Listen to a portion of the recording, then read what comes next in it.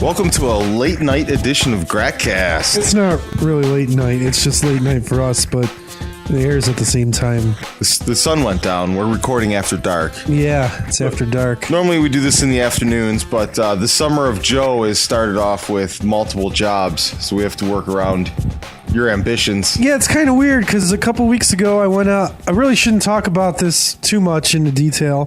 Who's listening? Yeah, exactly. So I was like, nobody's still talked to me on Twitter. I was let go, because not let go, but my company that I work for closed. And so I'm still working for that company for a few more weeks, but I've already started working at another place, and then I have another job lined up. So I'll be working 2 jobs once my company closes. So I will not be. Is there going to be like a little gap anywhere along there where you're working 3 jobs? That is possible. I haven't worked that out yet because I'm still waiting to hear from the job number 3 about going in and doing the drug test and all that.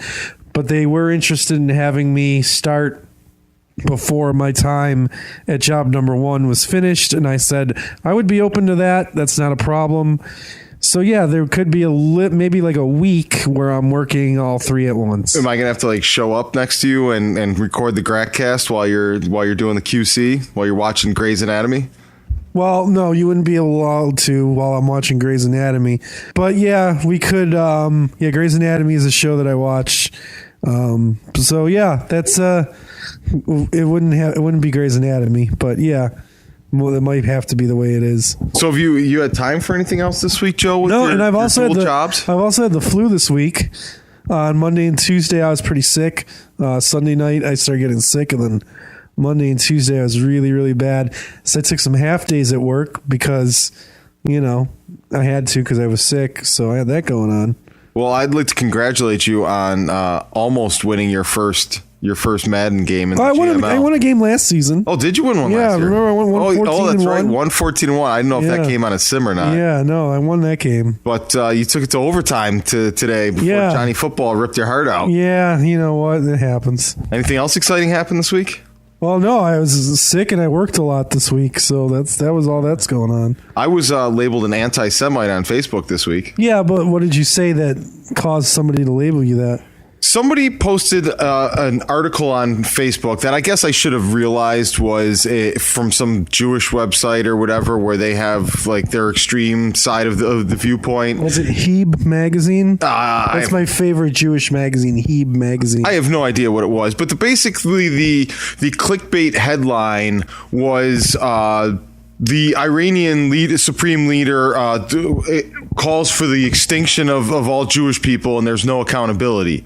Something he says every day. Yeah. So the guy who shared it or whatever is like, he spouts some silly warmongering propaganda about how, this is bull that this guy's calling for the annihilation of all of our people and nothing's being done about it. We should go to war with them. Da da da da da.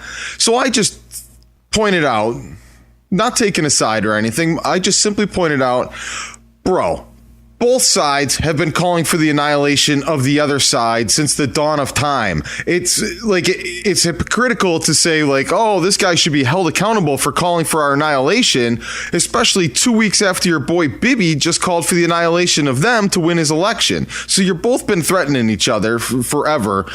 Why don't you just, I don't know, give peace a try? You anti-Semite, right away, straight with the anti-Semite. And I'm like, dude, I don't recognize any religions. I think it's all just a bunch of hoopla, and you're just a bunch of angry kids in a sandbox that have been threatening each other for as long as time has begun, and you just keep going back and forth between one wants to do peace while the other one wants to destroy them, and you just switch sides. So how am I anti-Semite in this position when all I think is y'all should just stop threatening to kill each other? That makes me an anti-Semite, Joe. Yeah. I thought you called the guy a kike or something, and that's why he called you an anti-Semite. Oh no! You know how this whole thing has become now with the anti-Semite card. The second you disagree with anything that a Jewish person or an Israeli person says, that's the first go-to card. It can't just be, I don't know, maybe I'm unbiased. Just like anytime you disagree with a black person, you're a racist. Well, no, I don't think you said anything wrong. No, nothing at all. So yeah, my whole position was I just think y'all should just stop threatening to kill each other. If that makes me anti you guys, sure, I'm anti you guys then. I'll take that. I'll take that flag. whatever the opposite of an anti-Semite is, that's what I am. Because I want to be a Jew. Because I want the money and the power. And You got kind of the look already, though. I have the look, You but got I don't, the nose. I don't have the connection. The chutzpah or the whatever it is, and I don't have the gold. We should probably talk about Paul Walker now. He's dead. Yeah, he's still What's there dead. to talk about? Well, Fast and the Furious 7 came out in the past week here, and there's been a lot of talk about how they use the digital actors or the digital CGI to create the image of Paul Walker to complete the film and all of that. And there was an article in Hollywood Reporter that we actually had a pretty good discussion going on the Just Drive Facebook page this past week about where this technology could lead to and kind of where the future of CGI actors is possibly headed and what kind of horrible dark future that could produce. What are your thoughts on this, Joe? Well, okay, as I commented on that article on Facebook, that you could comment on the Just Drive Facebook page if you want to check it out. They did this like when Tales of the Crypt ended. When was that? It was like 20 years ago almost now. And they digitally put Humphrey Bogart in the episode, and they made him the star. And so they've been doing it. It's nothing new. It's been something that's been going on forever. And that was the first time I think I remember it being a big deal. So whatever, they got to get the film done, you know. Where they're getting to the point with this technology, and one of the things they talked about, for example, is like somebody like Chris Evans could sign a deal to play Captain America, and once they kind of scan in his images and they have all that on file, he won't ever need to show up to work again. He could be Captain America for the next 100 years, and everything's just done through the CGI. He could just be a fat bastard hanging in the darkness forever and never have to be seen, because they're just using his image for eternity. Yeah, they'd have to work out new contracts because usually, like, you sign a contract as like a 3-picture deal or whatever. But if you're just working on a one big deal, and they're like, okay, yeah, and that also you make a good point too, because they were talking about how they're going to have to recast the Avengers eventually when everyone gets old. Now you don't really have to. You wouldn't have to do that anymore. The studios would own these rights of celebrities, and they'd be able to make and put them in any movie they wanted. Yeah, when Harrison Ford had his plane crash a couple weeks ago, and say it didn't go the right way, then Disney wouldn't really been up the creek because they would have been able to just digitally make Han Solo in the next one. See, for me, I can't help but see the creepy side of these things, and this whole where can we go and where can be abused. Because a few years back there was the Tupac concert with the hologram and all of that. They made him too tall, and to me that one is a perfect example of the dark side of where this can go. Because my hypothesis on why Tupac was killed, because coincidentally, he was getting ready to leave Death Row Records and follow Snoop out the door and go to Aftermath with Dre. Had he left, all of his music rights and all of that would have gone with him, would have transferred and all of that over time. If he dies while he's still under Death Row Records, guess what? All of his music rights stay with Death Row Records, and guess what happened? Yeah, and then... yeah, well, then he died with that. But what I don't buy that only because Suge was with him when he got shot. Oh, how best to not make it look like you were involved than to take a stray one on the side, being right there as it's going down. I don't know. I think Suge, just looking at him now, he just seems like a big... I don't know if you could say that word. We'll just say big wimp, like a big wussy. But where I'm going with this is, so now you have this Tupac hologram concert.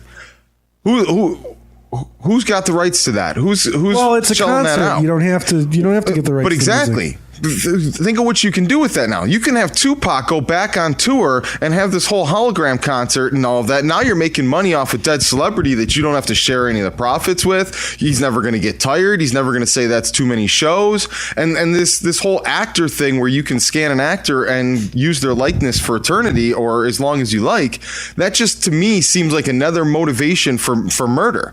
Whether it's the family members who would ultimately control those looks and likeness, or it's the handlers or the studio. If your celebrity or your star or your brand name is already dead and you can make as many pieces of content with them as possible, you don't have to share anything. You don't have to share anything. Let's take it to a different level. What if they started doing holograms in sports because too many concussions or whatever. They're like, you know what? We're just going to make the NFL holograms. Was it? There's a Schwarzenegger movie. I think it's. Is it The Seventh Day or there's one with cloning in it and it kind of starts out with this superstar quarterback that breaks his neck in a game and they just clone him during halftime and he's back, or at the end of the game they clone him in the week and he's back for the playoff game the following week. Oh, cloning. Well, that's completely different.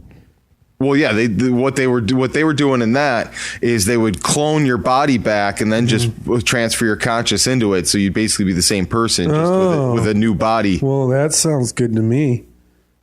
Why don't we do that? But say you have cancer and then they clone you. Do you have the cancer still? Because they cloned you when you had cancer. I'm going to guess you would still have the DNA that would ultimately fester and lead to the cancer, even if it's not already rampant. I have to imagine if this kind of technology exists, then cancer would have been eradicated by then.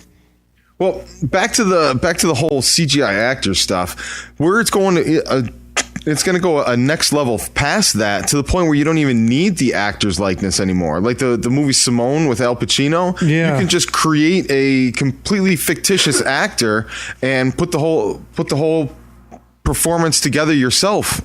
Why haven't we had more movies like Simone with the fake actor? I think that's where the video games are pretty much. They've reached that point where like the cutaway shots and all of that. Yeah. Video games, they still have people doing the voiceover though.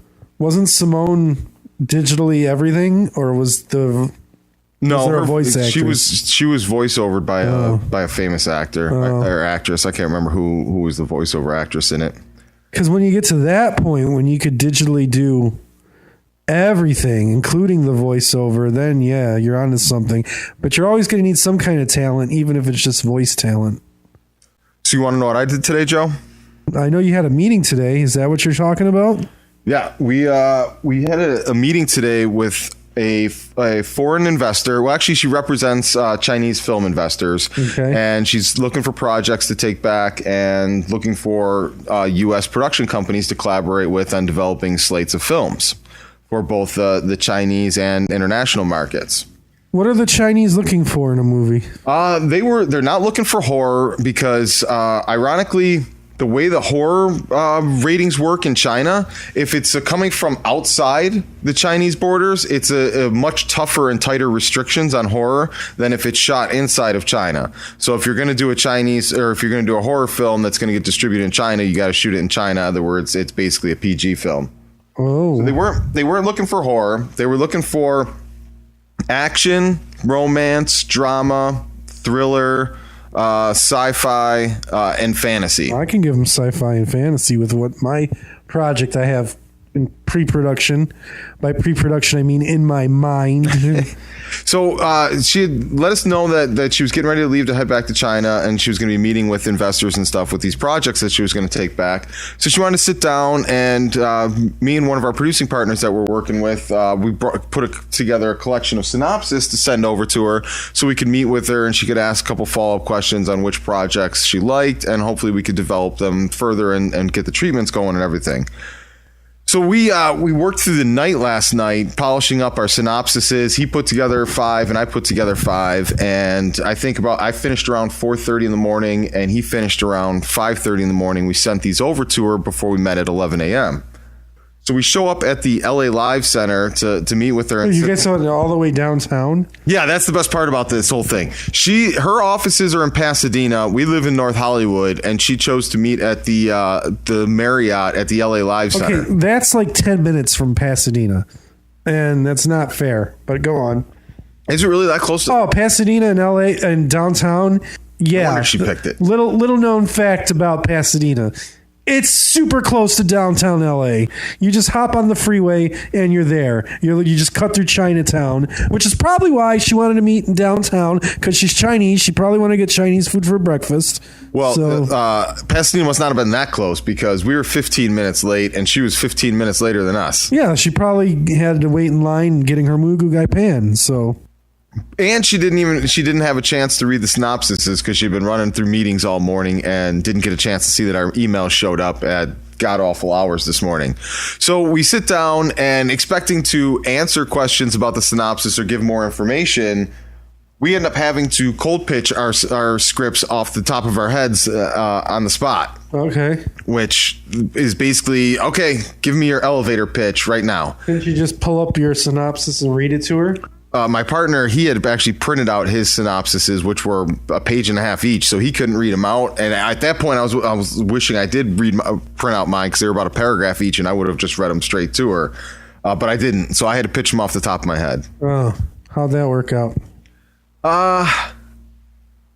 She was interested, and she wants to talk more on a few of them after she reads the synopsis in detail. She liked the themes and the concepts of them, but I just never feel comfortable pitching anything because, like, my whole poker playing instincts and all of that, I can read people's facial expressions. The second I get any kind of read that they're not interested, I go off the grid and I go rogue and I start trying to add more meat and potatoes in, and I don't stick to the script, and it just becomes trying to shovel as much as I can down to save a sinking ship.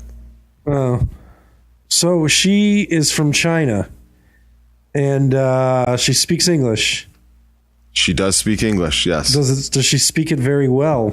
She spoke it much, much better than I thought she was going to speak it. I'd say a 90% fluent English. How old was this woman? Is she middle-aged? Is she younger? I'd say she was in her 40s, and she looked a lot like Mike's friend, Giselle, I believe her name was. I don't understand, because I thought in China they didn't let women leave the country.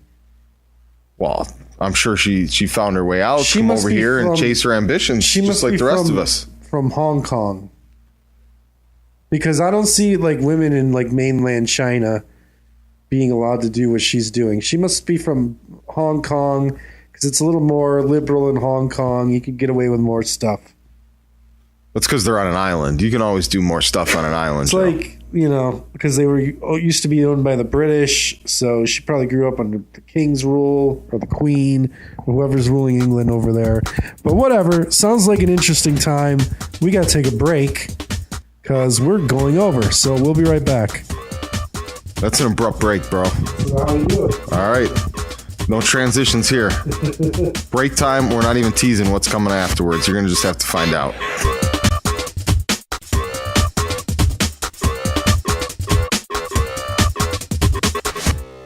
Did you know that with a bachelor's degree, on average, you can make almost twice as much over a lifetime than a person with just a high school diploma? Yes. According to the U.S. Census Bureau, you can make almost twice as much. Going back to college is now easier than ever. There are select online colleges that provide laptops to their students. In fact, there are thousands of college programs on your laptop. You can go to college anywhere and everywhere right from a laptop. Call My College Laptop and you can find hundreds of programs from accredited colleges and universities nationwide. Start a new career in law enforcement, business, information technology, healthcare, and hundreds of others. Call My College Laptop to find an online college that will provide you with a laptop. In no time at all, you could double your earning potential.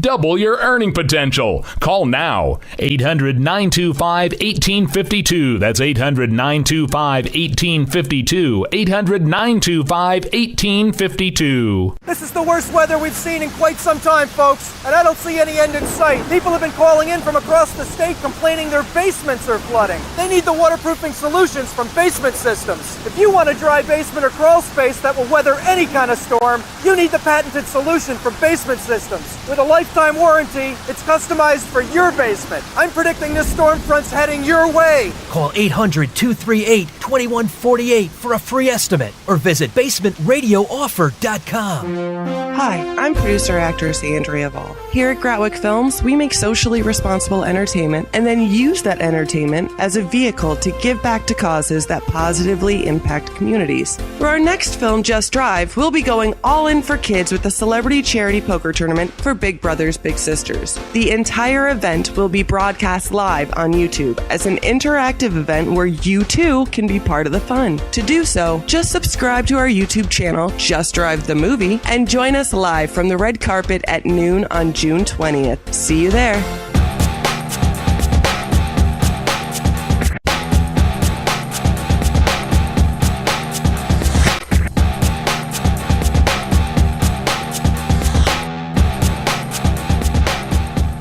All right, Joe, we're back for segment 2. We're back. No more China lady.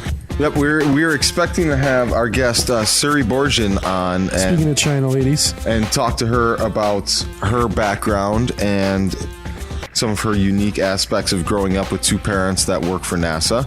But this week got kind of thrown out of whack with work schedules and everything, so we're going to bring Suri to you guys next week. What we're still waiting for, though, is some Twitter engagement. yeah, somebody hit us up on Twitter. Joe, has anybody hit you up on Twitter? Yeah, but it's not show related. Ah, I would like somebody to go on Twitter and tweet to me at Sweatpants Joe that something about the show that they like or that they've heard or anything. Just say, hey, I'm listening to the Gratcast. Keep up the good work. I think I'm going to make an egg account so I can troll you. Oh, okay. Do you know what an egg account is? I'm assuming it's just a fake account to troll me. Yeah, but you don't put a profile picture in there, so you just get the default the egg, yeah. That's hip for how you troll people. You just create fake accounts and troll them with the egg. Oh, I see. Yeah, you gotta be down with that. So I think this week I'm gonna troll you from the Gratwick Films Twitter account, which is Gratwick Films. You don't have a picture on your Gratwick Films account? No, we have a picture. I'm not gonna egg you. I'm just gonna troll you. There's a separation there. You can troll somebody from an egg account, but you can troll somebody from any account. See, I troll a lot of people on Twitter. Like, I haven't in a while because I just haven't. But I used to troll Tim Tebow because he deserves it. Kelly Clarkson because what did you get on Tim about? I'm not saying there's plenty of things to get on Tim Tebow about. So I was just curious which one you chose as your go-to. I chose that I hate him and just told him that every day. And then did you poke fun at his imaginary friend? No, I didn't do that. But when he signed with New England, I started too easy, low hanging fruit. I started trolling Skip Bayless because I figured he had the big boner when he signed with New England, and I troll Kelly Clarkson because she got really fat, so she deserves it.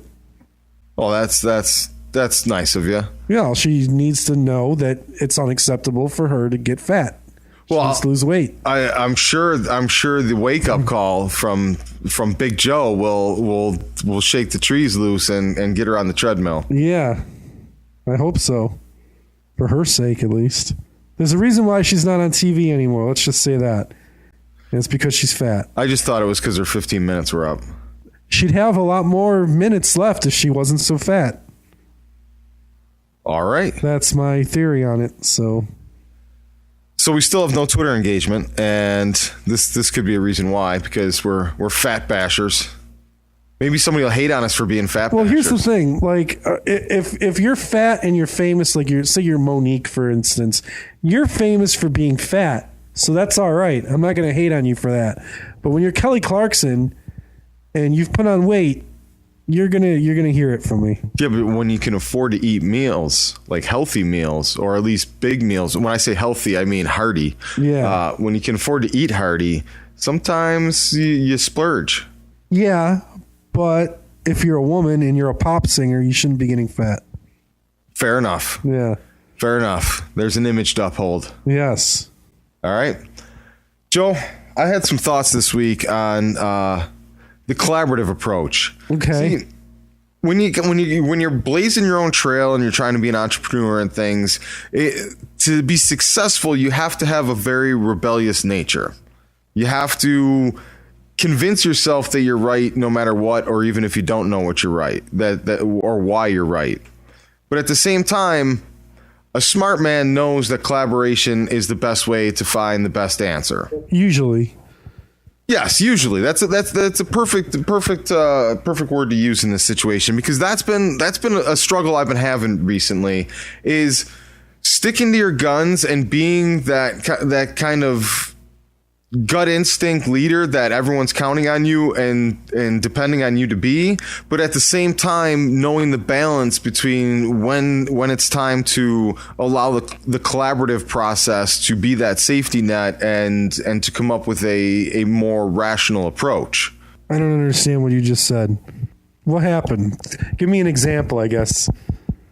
Well, there's no specific example in this situation. It's just more of a balancing between the gas pedal and the brake, I guess. Like, what makes it an entrepreneur or somebody like Steve Jobs, for example, what makes somebody like that great is their willingness to just not take no for an answer, to break down walls, to listen to themselves above everybody else, and to be able to just have that vision that you stick to under any and all challenges. Didn't Steve Jobs have that Polish guy with him? But at the same time, what also made Steve Jobs great is that he was able to take the information from the people around him and surround himself with great people that allowed him to much stronger and much more accomplished as a brand than as an individual. Did you know that they designed Breakout, the Atari game? Steve Jobs and Steve Wozniak. Yeah, I actually think I didn't know that. Yeah, they did that before they found Apple. They were like they were like hired to do it, and they did it out of one of their garages. They were like, we need a one-player Pong, so they came up with Breakout. Yeah, that was like so that was collaboration. That was the job I believe Steve ripped off Wozniak on, where he got paid a huge amount of money to make this game as quickly as possible, and he subcontracted it out to Wozniak for like pennies on the dollar of what he was getting paid to do it. Oh, yeah. Well, that's collaboration. Yeah, that's definitely collaboration. It's also manipulation. So I don't understand, like, what's going on? Who's manipulating whom in this? No, there's no specific manipulation being done. Who are you collaborating with that is like, you don't have to name names, but what is going on that this person is driving you nuts? That's what I'm getting at. No, it's just me trying to be the best leader I can be on the project that we're putting together with Just Drive and the event and all of those things, where you're surrounded by great people that can bring so much to the table, and you need them to kind of throttle your ability to just run through brick walls, because you don't need to run through brick walls anymore. You can do things in more tactful approach because you have the proper team around you. But at the same time, you also have to be able to shift gears once in a while and not lose that ability to run through the brick wall. You know an analogy that's perfect for this that I used to explain to Andrea earlier today? Do you watch The Walking Dead at all, Joe? No, that show. I'll get into why I don't watch it after you explain your analogy. Well, it took an interesting turn in the second half of this past season to where they found a kind of little society that was protected in these walls, had renewable energy, and they were able to almost go back to a normal life of houses and running water and all of these kind of things happening. But the group struggles to fit in because it's hard for them, and they use this as almost a literal example with can't remember her name, but the chick with the sword. That they have a chance to put down their swords for a while and relax and resume a normal life. But because they've been out there in the outside walls where the zombies are coming after them and chasing them for so long, they all have that kind of killer instinct that, like, at any moment I could be in a fight for my life, and it's hard to let your guard down and breathe again once you become reacclimated into a society. And that's kind of the perfect analogy and example for kind of that balance. You don't want to lose that killer instinct, but you don't need to flinch at every single thing that happens around you anymore because you're not out in the wilderness. Does that make sense? Yeah, that makes sense. That was a good song, Breathe Again, Tony Braxton. So what's your beef with The Walking Dead? Well, no, I don't have a beef with it, but what happened was, all right, so Walking Dead's on AMC. And when Walking Dead first started airing, I have DirecTV, and they didn't carry AMC in HD yet, so I didn't watch Walking Dead. And that's why I don't watch it. Because, yeah, I know they carry it in HD now, but they didn't in the beginning, so I just didn't get into it. That's also why I didn't watch Mad Men. I didn't watch Breaking Bad, because AMC wasn't on in HD. Well, there's Netflix now, and you can just... I don't got time for that. All right. So you've never seen Breaking Bad either? No, I've seen a couple episodes. That's about it. That show's I love the cinematography on that show. There's so many great visual moments that, like the little clips in the beginning that are just these extreme close-ups on some little aspect or tiny plot point that you never expect, and then it comes all the way around to the end of the episode. There's a lot of things about Breaking Bad that I'm a big fan of.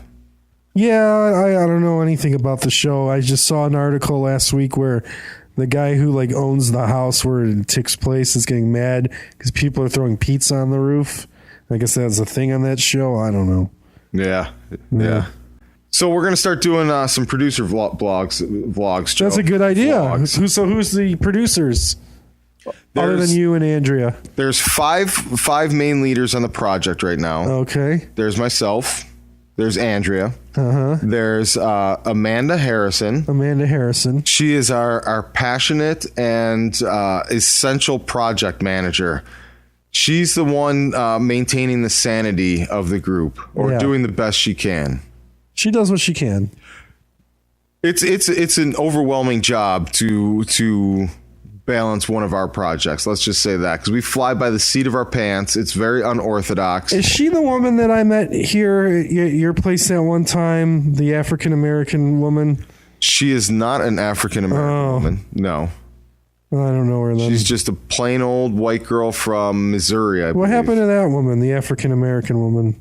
We have a few African Americans involved, Joe. Yeah, but she was foxy. I'm not sure which one you're referring to. Yeah, I don't. But Amanda's the project manager. She'll be doing a vlog weekly on Tuesdays. All right, sounds good. Kind of giving her inside scoop of what it's like to kind of be the zookeeper on this project. It's very. You know what? I'm actually looking forward to her vlog then, because.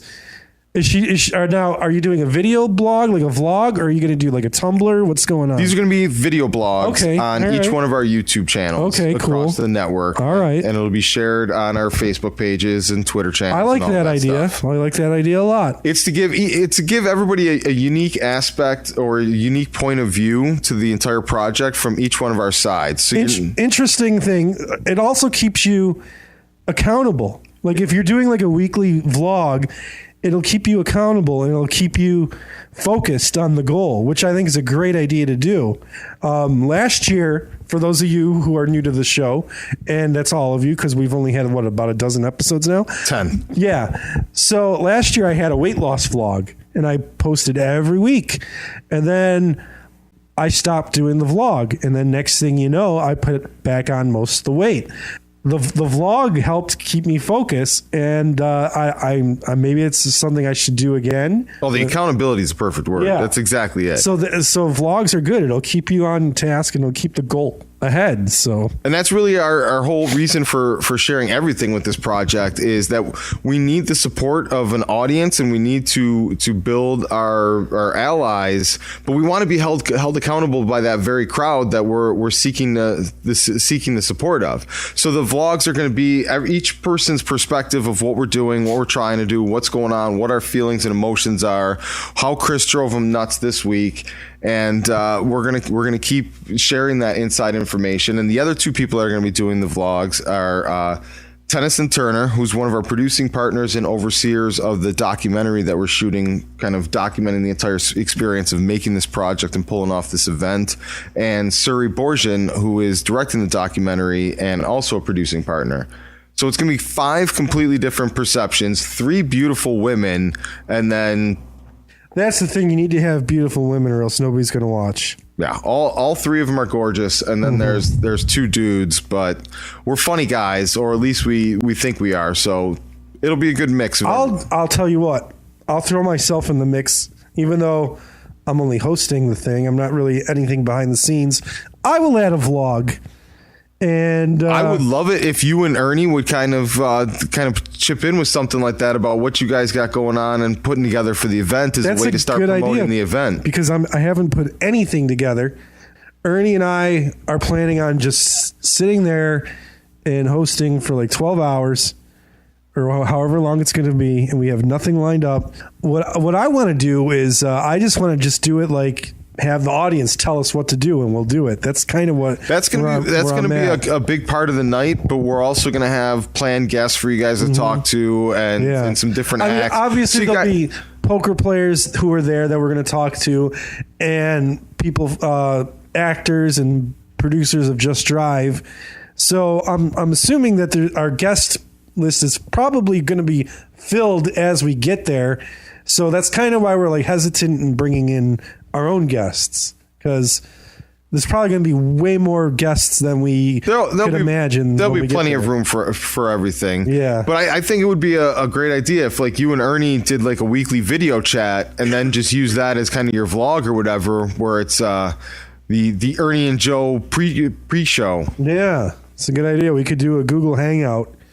What's interesting about that, okay, so Ernie and I, we did a podcast test, like a podcast pilot for trendingbuffalo.com, and they wanted us to do it, and we did it, and the guy liked it, but he was like, Ernie, you got to get a new microphone. Ernie never bought a microphone, so we never did the podcast. Ernie just couldn't go out. That was the roadblock? He couldn't go out and get a microphone because I was using a microphone. Ernie wasn't. He was just using a headset. And he was like, Ernie, we can't really hear you very well. Go get a microphone and do another one for us. Ernie just never bought a microphone. But if you go on my YouTube channel, you'll see our pilot episode. It's like an hour long, and it's got like a ton of hits. People loved it. People like to hear what we have to say. And Ernie just won't go buy a microphone to do a real podcast. Well, I guess if you're looking for a reason why not having a microphone is as good as one as any. Yeah. And Ernie's got a lot going on. His life has come full circle with what's going on with him right now. I don't think he'll mind if I talk about it on here, and we'll talk. Ernie, he's building an empire, a comedy empire down there in Arizona. No, he's not building nothing. What he's okay. So Ernie, for those of you who don't know Ernie Green, he was the sports editor for the Tonawanda News, like a decade ago when there was a Tonawanda News. It's no longer a newspaper. He was around when there was a heavyweight boxer named Joe Macy. And Ernie pretty much covered Joe Macy. He was the Macy guy in Buffalo. Macy, he was next in line for the world title shot if he didn't get injured by the hands of Vasily Virov. I think that's how you pronounce his name. I don't know, some Russian guy. Fast forward to now. Wasn't Drago, was it? No, it wasn't Drago. It was Vasily Girov. I don't know, some Russian guy. Fast forward to now, Ernie's like. Because Ernie also trained in boxing for a little while and he enjoyed it and he wants to get back in shape. So he started going to the boxing gym to train for boxing. And guess who's training him? Vasily Girov. Seriously? Is training Ernie. So that's how Ernie's life has come full circle. The man who ended Joe Macy's career and thus ending Ernie's career as a sports writer. With that kind of access to this man, how is that not the fates of existence telling Ernie that he needs to write this Joe Macy book, and then he's now got the perfect anti-hero to side of that he can talk to and interview exactly on this. It's just boggling. He doesn't think like a hustler. Like you and I think like hustlers. We're always about making the buck. Like we're trying to find ways to make money, not saying do as little work as possible because we have to work to make money, but to do work and then have it just make money. Like sustainability is what I'm looking for. Like you make a movie, right? And then you've made the movie, and then the movie makes you money. But then it's not like you're still making the movie. The movie's done. Same thing with writing a book. You write a book, and then once you write the book, that's it. And then let the money come in. So I'm a big advocate of hustling. Chris is a big advocate of hustling. That's what we do. Residual income, they call it, residual income. It's the key to wealth. It is, because you can't have all your income coming in one. Like you can't just work a 9-to-5 job and then like that's it. Because what happens when you lose your job? You need to have secondary incomes coming in, which is why I started taking on this freelance job, because I knew I was losing my first job. I had an online business going last year. I kind of put that aside. I could always get back into that too. But you have to have more than one income coming in, or else you're just going to be screwed. Ernie, on the other hand, he just doesn't think that way. He's just like the 9-to-5 guy, punches the time clock, and that's his money, and then that's it. But no, you got to think like a hustler. You got to find ways to get money. It's just how it is. Like, say for instance, here's a nice little example of now we're going completely off topic, but this is something rogue. This is something I need to share with everybody, and you can tell when I sit up and I get to the end of my seat, it's something I feel passionate about. So, okay, you go to the grocery store. Now, you guys will know, you and Andrew, you don't drive, so this isn't really going to have any kind of... Joe, before you get into this, we need to get our break in here. Okay, this is a good segue. This is going to be a great... And Bear's going crazy because he knows it's a good story. We'll be right back. Can you give us a tease? I'm going to teach you how to get more gas points at the grocery store. We'll be right back. Gas points. Excellent.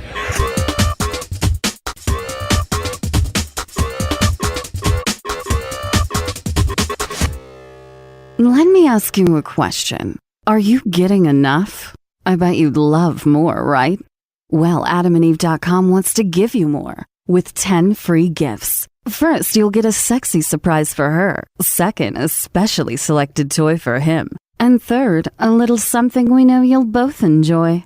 Plus, you'll get 6 full-length adult movies on DVD. And number 10, free shipping on your entire order. So what do you have to do to get your 10 free gifts? It's not hard. Just go to AdamandEve.com and select any one item. It could be an adventurous new toy, sexy piece of lingerie, or anything you desire. Just enter offer code GIFT21 at checkout, and you'll get all 10 free gifts. Go check out AdamandEve.com today. Select one item and get 10 free gifts, including free shipping, when you enter offer code GIFT21. That's GIFT21 at AdamandEve.com. If you want to work until you keel over, have less of everything in retirement, or give back more of your hard-earned money to the stock market again, then just ignore me. But if you'd like to protect the money you save, receive a steady, predictable retirement income, and enjoy financial security for as long as you live, then listen to this. You can download a free report that reveals the wealth-building secrets Wall Street and the banks don't want you to know. You'll learn how you can get guaranteed growth, safety, and real prosperity without risking your money in the Wall Street casino, and how to get the money you need when you need it, simply by asking for it. This is the best way to have a 100% secure retirement and know your money will last as long as you do. To learn more about this method and to get your free report, go to 30security.com. That's the number 30security.com. 30security.com. Go to 30security.com.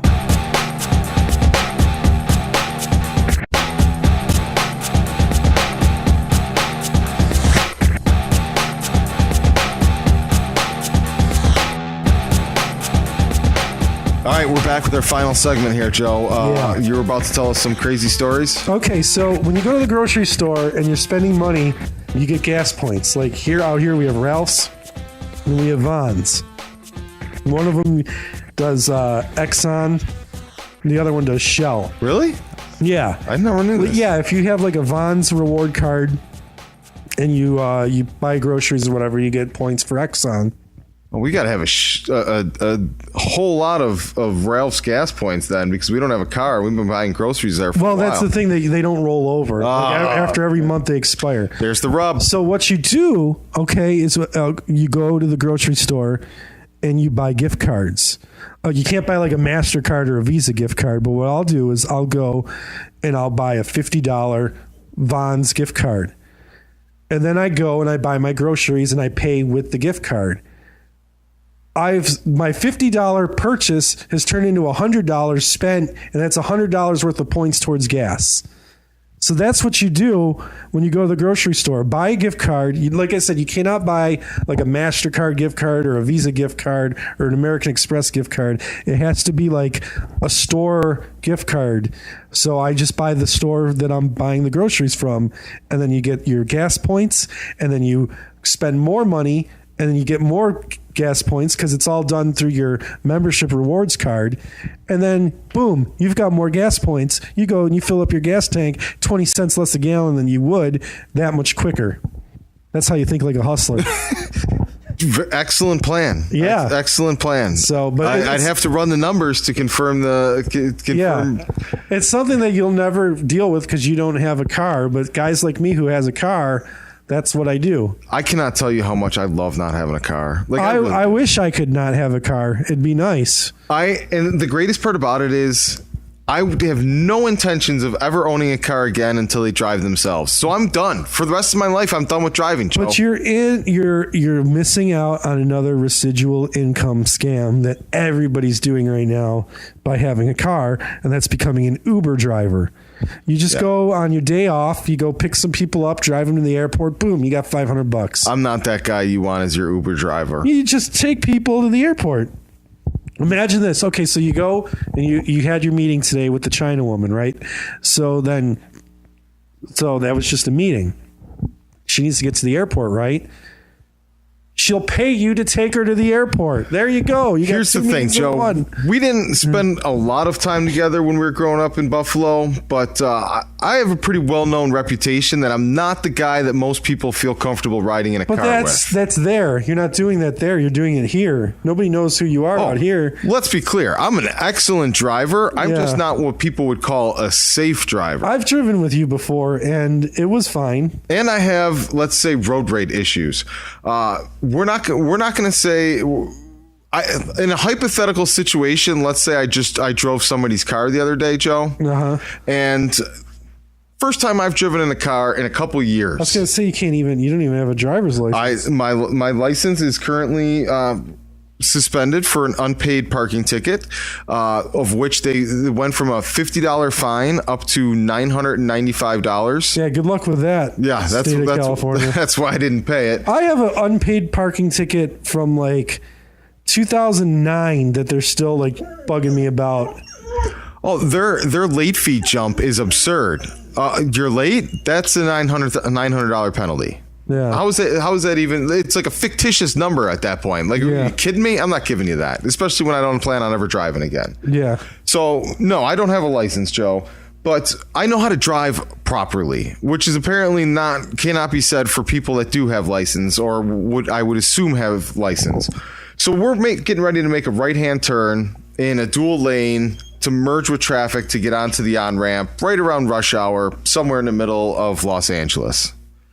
This lady decides she wants to make a left-hand turn at the same intersection that is completely swamped with cars, and she doesn't care if she has to move into the oncoming lane of traffic to create her own turn lane, and therefore backs everything up where everybody's stuck because this lady's pointing in the wrong direction in the opposite lane of traffic, creating her own left-hand turn lane. And she looks at me like I'm the ass in the equation when I'm screaming and yelling and honking a horn at her and everybody else. 5 minutes of driving a car, first time in years, and the idiots don't go away, Joe. They're still there. And there's nothing you could really do because you were driving it illegally. Yeah, and I was the one driving appropriately. Yeah. But that's why I'm so happy that I don't drive, because it's just madness out on these roads, Joe. And that's why we need these self-automated cars. The auto-anonymous cars are going to drive themselves, clean up the streets, and allow the government to just crash us into trees whenever they want. Just like John Madden crashes me whenever he wants. John Madden? Yeah, John Madden football. Oh, well, when your run game is... or your run defense is the equivalent of I can't even think of anything as bad as your run game. I know, it was funny because that game I lost to Denver. Your run game sets the new comparison of it's as bad as Joe's run game. That game against Denver I just lost to. They only threw for 60 yards on me. Yeah, they gave up 300 yards on the ground. I don't even understand how that's possible in Madden football. I haven't been watching your games, but I'm assuming I finally switched my Twitch password. Now I just have to start broadcasting again. What I'm assuming you're doing is you're clicking on all the guys that are trying to make the tackle, and you're trying to dive like a maniac, and I only control the nose tackle. And I let the computer control everyone else. So even if I've been pancaked and I'm laying on the ground, I don't touch the controller. I don't touch it. I'm going to have to say that your losing tradition you started a year ago has probably caused a lot of low confidences on your defense. But I signed a whole bunch of free agents. Dude, I looked at your roster. You signed bums. Jerry Hughes is like 40. Yeah. Darrell Revis is 42. Yeah, but he's like an 85 overall. He's my third cornerback. And his speed's probably a 65. For whatever reason, once these guys hit around 35, their speed drops from like 90s to 60s. And the linemen, mind you, in the league are all around 70s. Yeah. I don't know if you saw the receiving core that the Texans had last year. They had Larry Fitzgerald, the guy that they've had forever that just went to the Colts. Andre Johnson. Yeah, Andre Johnson, and another, I think it was Vincent Jackson. Their speeds were, one was, Larry Fitzgerald was a 59, Andre Johnson was a 65, and Vincent Jackson was like a 62. And mind you, all the linemen in this league are in their 70s. Yeah. Okay. It's just asinine, the droppage in speed. Huh. I did not know that. Well, that's interesting. All right, what else we got? We're running out of time here, Joe, and I still haven't asked you the question of the week. Oh, okay. Why don't you ask away? What have you done for the kids this week, Joe? Nothing. Well, your consistency astonishing. But I had the flu this week. Well, so this is my... Hold up. You had the flu this week. Yeah. Did you come in contact with any kids this week? Did I come into contact with any kids this week? Oh, yes. Yes, I did. I was at the mall. I went to GameStop. While you had the flu? While I had the flu. Damn it, Joe. And if you had just stayed inside, you could have done something for the kids by avoiding them when you had the flu. No. You could have had a winner this week. Probably gave the kids the flu at GameStop. Yeah. Well, Joe, because it was my, I go to work and I work right by the mall. So I go to GameStop. How many times a week would you say you go to GameStop? Well, I feel like you have an unhealthy pattern of visits to GameStop. I go to GameStop maybe twice a week. I go to Game Portal probably twice a week. And then on my days off, I go to the other GameStops. So I go like every day. Yeah. Yeah. Do you play the games while you're at GameStop? No, like I just go in there. I go in there and I just hang out and I talk. Troll the kids? No, I just talk to people. I just talk to the employees. And, would you say GameStop is your corner bar? Has it gotten to that level? I would say the 7-Eleven is my corner bar. Because I'm in there a lot more than I am GameStop. 7-Eleven, I'm probably in there. Wait a minute. So if you're at GameStop pretty much every day, in order to go to 7-Eleven more, what are you going to 7-Eleven on the way and then hitting it on the way out? I don't go to the same GameStop every day. I go to the one by my work like twice a week, and then the other one. So you got more man hours in the 7-Eleven. I go to the same 7-Eleven every day. Yeah. The FaceTime. Yeah.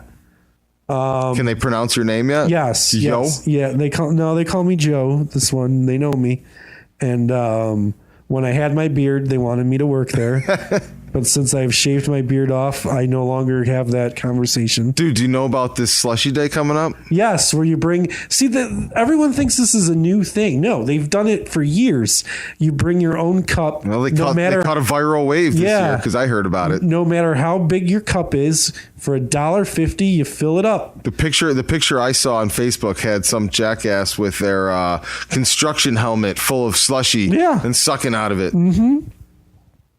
So what if I show up with a 5-gallon bucket? You fill it up.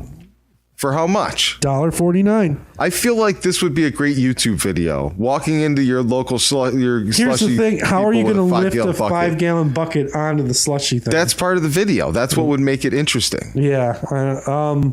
We're getting a little mini camera in this week, Joe. If you want to, when does this go down? I'm not sure the date. It's not 7-Eleven because that's way too far away, so I'm not sure. I would think that would be worth it just for the reaction of them when we walk in with the 5-gallon bucket and pay for our slushy drink. I think that's then you're just wasting it. I'll tell you what, Joe. If somebody gets a hold of us on Twitter this week, we'll do the 5-gallon bucket at 7-Eleven. I would rather build a 5-pounder at McDonald's, I think. You get 20 quarter pounders and you make a 5-pounder. I haven't heard about this. I just made it up. So there you go. Well, Joe, what I did for the kids this week is I set up the All In for Kids live event on our Just Drive movie YouTube channel. There's an official countdown video now. On YouTube. On YouTube. It's 71 days and so many hours and counting, but it's a countdown to noon on June 20th when it'll go live. My God, is it that soon from now? Yeah, it's coming real fast, man. Nobody understands how fast it's going to come.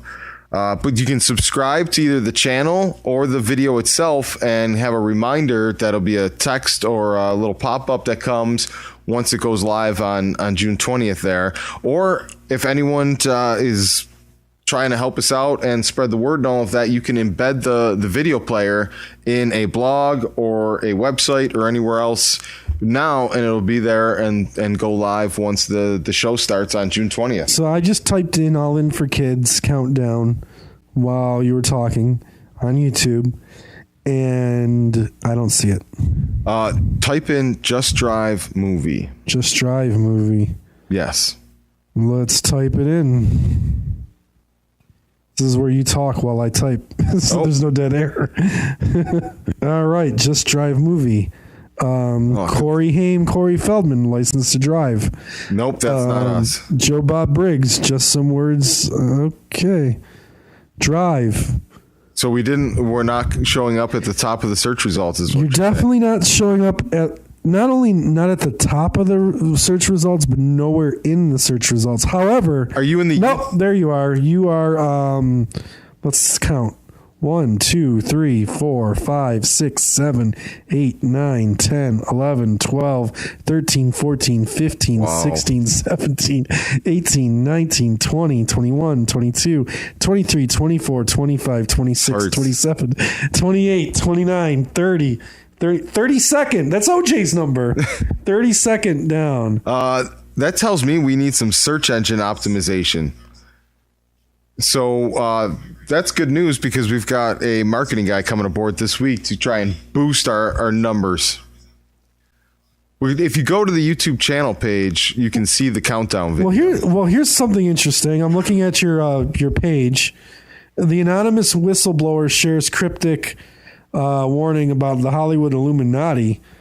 Has got like 900 views, which is pretty impressive because the rest of your videos don't have anywhere near that many views. No, that was the only video that we started pushing a little bit and trying to get the word out there. And there's not a whole lot of enlightened people out there that want to hear Illuminati secrets. Oh.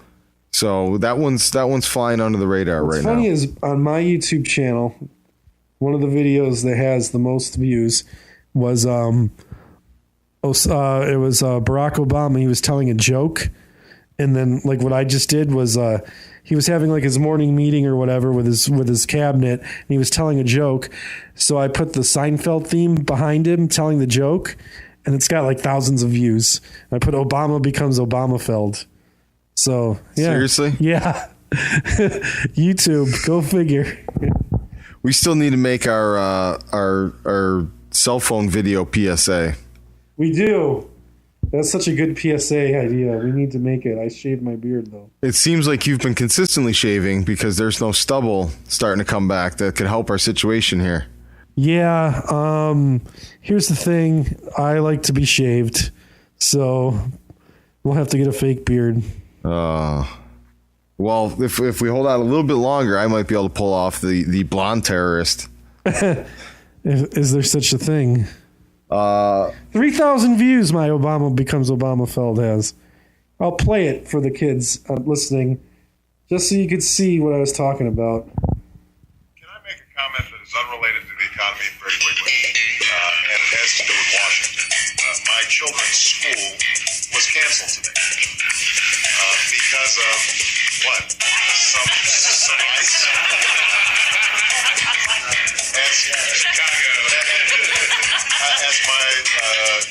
As my children pointed out in Chicago, school is never canceled. In fact, my 7-year-old pointed out that you go outside. You spent time doing this? You wouldn't even stay indoors. So it's I don't try to apply some flinty Chicago toughness to this tonight. I'm saying when it comes to the weather, folks in Washington don't seem to be able to handle things. But anyway. 3,200 views on YouTube, that video. And I never once hoard it or anything. I just put that as the description and boom, 3,200 views. See, do you understand how frustrating this is? You take that crap and throw it on there and get 3,200 views.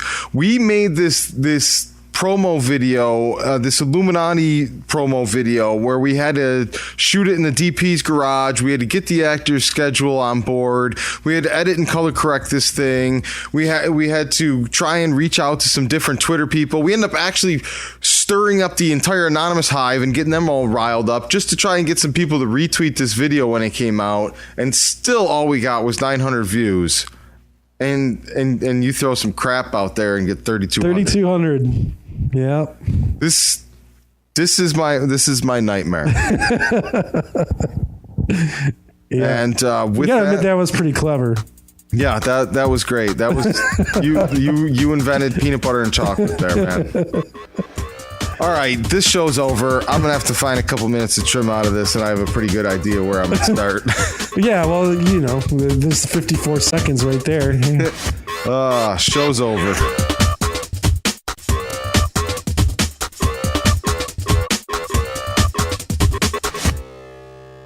Did you know that with a bachelor's degree, on average, you can make almost twice as much over a lifetime than a person with just a high school diploma? Yes. According to the U.S. Census Bureau, you can make almost twice as much. Going back to college is now easier than ever. There are select online colleges that provide laptops to their students. In fact, there are thousands of college programs on your laptop. You can go to college anywhere and everywhere right from a laptop. Call My College Laptop and you can find hundreds of programs from accredited colleges and universities nationwide. Start a new career in law enforcement, business, information technology, healthcare, and hundreds of others. Call My College Laptop to find an online college that will provide you with a laptop. In no time at all, you could double your earning potential.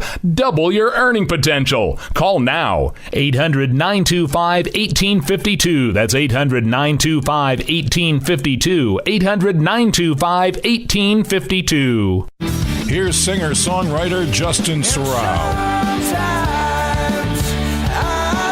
Justin's new album, Forget and Let Loose, is available on iTunes and Amazon.com.